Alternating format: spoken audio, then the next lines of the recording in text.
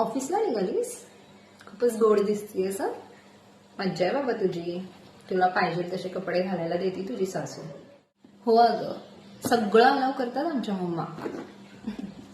आणि त्यांच्यामुळेच तर मी आज खंबीरपणे उभी आहे. त्यांनी जर मला सपोर्ट केला नसता ना जॉब करण्यासाठी, तर आज मी घरातच बसले असते. अगदी मला मुलीसारखं जपतात ना त्या.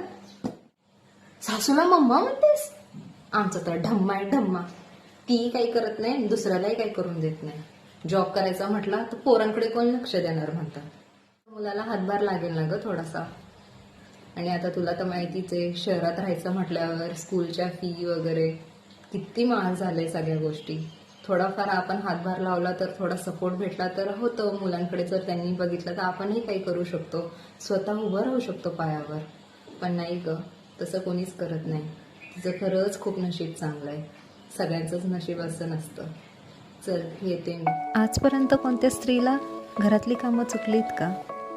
तुला पण घरातली सगळीच कामं करून जावी लागत असतील ना?